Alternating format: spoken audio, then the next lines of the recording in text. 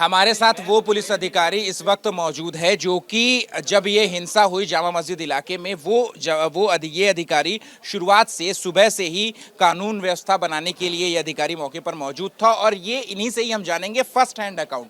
अनुज जी, first hand account, आप सुबह से, हमने फुटेज देखे हैं, आप सुबह से वहां पर मौजूद थे, क्या क्या आपने देखा और किस तरीके से सिचुएशन टैकल करने की कोशिश की? हमारे सभी सीनियर अधिकारी बता चुके हैं क्या सिचुएशन थी। सेम वही चीज़ें हैं जो उन्होंने बताई। हम आपसे, क्योंकि आप फर्स्ट हैंड अकाउंट थे, आप वहां पर मौजूद थे, आपके हिसाब से क्या हुआ, एक बार प्लीज हमें ये बताएं। मेरे हिसाब से हम वहाँ खाली कोर्ट के आदेश के कंप्लेंट्स के लिए गए थे, इतना था। जो भी अंदर सर्वे चल रहा था और बाहर जो उपद्रवियों की भीड़ इकट्ठी हुई, वो लगातार उनको कोई भ्रमित कर रहा था। वो भ्रमित थे क्योंकि कोर्ट का आदेश था। पुलिस अपनी मर्जी से थोड़े तो गई नहीं वहाँ, कंप्लेंट्स करना था। पहले दिन जो सर्वे हुआ था उस सर्वे में उन लोगों का, मीडिया पे भी उन्होंने, विष्णु शर्मा जी ने बोला कि वो वहाँ की भीड़ आ गई और मैं ढंग से नहीं कर पाया, तो उन लोगों ने दोबारा फिर उसकी वो की, तो इसलिए वो कराना था। 29 तारीख में तारीख है, उससे पहले कराना था। और ये इसलिए कराया कि भाई उससे पहले शुक्रवार आएगा, तो ये अभी हम जल्दी कर लें ताकि लोग, और इन सबको बता के बाकायदा ये जो इनके सदर है उनसे बता के, उनसे बात करके उन्होंने पूरा हमें आश्वासन दिया था हमारी जिम्मेवारी है, पब्लिक कुछ ऐसा कोई वो नहीं है। तो ऐसा कुछ था भी नहीं क्योंकि खाली उसमें सर्वे होना था और कोई वो नहीं था। अब वहाँ अचानक जो भीड़ इकट्ठा हुई, जो जो लोग वहाँ आए या क्यों आए, वो किस मंसूबे से आए, तो आप भी समझ सकते हो। यदि कोई चीज़ वहाँ चल रही है, कुछ हो रहा है, तो क्या ज़रूरत थी वहाँ आने की? कोई वहाँ युद्ध थोड़ा ही था किसी के साथ। और हम कोई अपनी कोई एक प्राइवेट प्रॉपर्टी पे कब्जा थोड़ा ही दिलाने गए थे। वो तो एक कोर्ट का आदेश था, उसका कंप्लेंस था, 29 तारीख उसमें लगी हुई है, उससे पहले ये कराना था। बस इतनी बात थी। उसमें पहले जो हो चुका था, जो बचा था वो नहीं कर पाए भीड़ की वजह से, वो उन्होंने करने के लिए वो गए।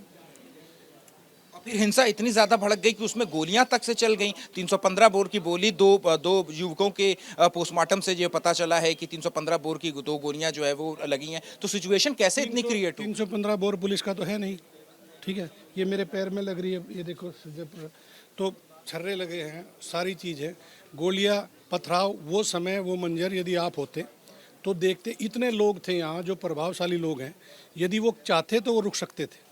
एक आवाज़ पे उनके जब आ सकते हैं तो एक आवाज़ पे रुक नहीं सकते क्या? तो उन्होंने नहीं चाहा रोकना, तो वो 4 घंटे नहीं, 1 घंटा नहीं, कई घंटे तक ये चीज़ चली। तो कुछ लोग उसमें बीच में आके उसको रोक सकते थे, भाई क्या हो रहा है क्या नहीं। पुलिस ने किसी भी, मतलब हर तरह का लाउड स्पीकर से बोल करके, हर तरीके से पुलिस ने सिचुएशन को, और अपने आप में लगातार हमारे 20-22 पुलिसकर्मी जख्मी हुए हैं। और पूरी स्थिति को देखते हुए भाई स्थिति खराब ना हो, कुछ ना हो, जब लगे भाई बिल्कुल ही ऐसी स्थिति है, तब भी टीयर गैस का प्रयोग हम करते रहे लगातार। गोली भी चलाई गई पुलिस की तरफ कैसे? अब पुलिस की तरफ से आप बता रहे हो भाई गोली चली है, कोई कह रहा है कुछ इस तरह। कोई यदि ऐसे कर रहा है तो वो दिखाने के लिए भी होता है, ऐसा नहीं है कि उसमें गोली चला ही रहे हैं। वीडियो बड़ा वायरल हो रहा है, उसमें दिख रहा है कि एक पुलिस के अधिकारी जो हैं वो ऐसे चला कर गन दिखा करके फायर कर रहे हैं। एक बात बताओ, पहली बात तो ये है, हमें आत्मरक्षा का अधिकार है। हम कोई मरने के लिए भर्ती थोड़ा ही हो रहे हैं पुलिस में। अगर भाई हम इनसे मार देंगे, हम मरने के लिए भर्ती हो रहे हैं पुलिस में? अरे भैया, हमारे बच्चे हैं, परिवार है? हमारा परिवार नहीं है? अब इनके लिए ये एक पढ़े लिखे आदमी को और एक इस तरह के जाहिल मार देंगे? एक जीवन खत्म होता है, पूरा परिवार, पूरी फैमिली है एक पुलिस वाले की। आप पुलिस पे पुलिस, अरे आप सिचुएशन देखिए ना, क्या सिचुएशन थी पुलिस की। आप देखते 4 घंटे 6 घंटे, आपने क्यों नहीं विजुअल, ये इतने मीडिया वाले थे, मैं आपसे पूछ रहा हूँ, आप देखते अंदर घुस के, बनाई क्यों नहीं अच्छी वीडियो जब हम फायरिंग कर रहे थे? तो यदि ऐसा लग रहा था वो बना लेते अंदर घुस के। जब वो इतने प्यार से काम हो रहा था तो वहाँ बना लेते ना वीडियो घुस के, आपको पता चल जाता। एक बार मैं आपसे वो आरोप बता रहा हूँ कि जो परिवार है वो कह रहा है कि सीओ कह रहे थे कि ठोक दो और उनके आदेश पर ही गोली मारने का। मेरी कोई आवाज़ बता दे, ठोक दो या कुछ इस तरह से, ठीक है। मैंने सिर्फ कानून व्यवस्था को शांति बनाने के लिए जो भी उपयुक्त बल जो प्रयोग करना पड़ा वो किया है, ना किसी की मारने की, ना हमारी कोई बदनीयती थी या किसी को क्या होगा। उन लोगों में इस तरह की भीड़ थी, वो किस तरह के लोग थे, क्या थे, कोई कहीं का, कोई कहीं का, कोई अपराधी था, कोई क्या था, ठीक है, वो उनकी आपसी रंजिश भी हो सकती है। आखिरी सवाल है अनुज जी मेरा कि आखिर जो युवकों की मौत हुई है उनके से जो गोली निकली है, तो आखिर वो गोली किसने चलाई, क्या आपको पता चला? नहीं, अभी देखो, वो वहाँ भीड़ थी, इतनी भीड़ थी, वहाँ 15,000 20,000 कुछ तुलना नहीं की जैसे कितने लोग थे, ठीक है। उसमें कौन किस तरह का आदमी, इसीलिए तो हम भीड़ को इकट्ठा नहीं होने दे रहे थे भाई। यहाँ भीड़ में कोई उपद्रवी घुस गया, कोई ऐसी बात हो गई तो शांति मतलब भंग हो जाए, इसीलिए हम चाह रहे थे भाई आप यहाँ क्यों खड़े हो, आप आराम से उनसे बात करके, बहुत तरीके से हमारी पीसफुल बात हो रही थी। ऐसा नहीं है, जब वो आ भी गए थे मैंने तो उनको उसके बाद भी कहा ठीक है तुम यहाँ खड़े रहो, कोई बात नहीं, पर इससे आगे मत जाना। सेल्फ डिफेंस में पुलिस की गोली उनको लगी या फिर जो उपद्रवी वहां पर इकट्ठा हुए थे माहौल बिगाड़ने के लिए उनकी तरफ से गोली चलाई गई? जो पुलिस की गोली, पुलिस देखो, पुलिस एक ट्रेनिंग शुदा फोर्स है, ठीक है, तो उन्हें पता है गोली चलानी है, गोली हवा में चलानी है, गोली क्या करनी है, ऐसा नहीं है। पुलिस की गोली उन्हें नहीं लगी किसी को भी, ठीक है। पुलिस ने ना उस तरह से गोली मारने की नीयत से ना गोली चलाई। यदि चलाते तो शुरू में ही पुलिस क्यों 4 घंटे अपने हाथ पैर तुड़वाती, क्यों पत्थर खाती, क्यों गोली खाती?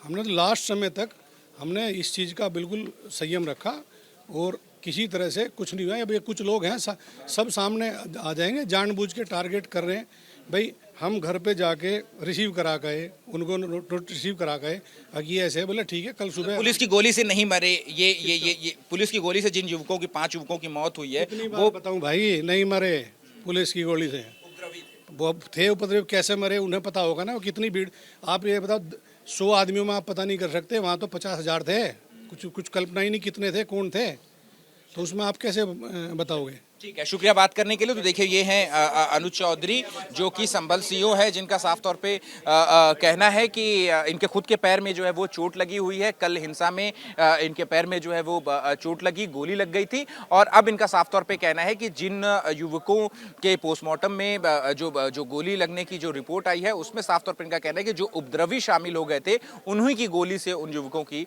मौत हुई है। कैमरा पर्सन सुनील पांडे के साथ अहमद बिलाल, एबीपी न्यूज संभल।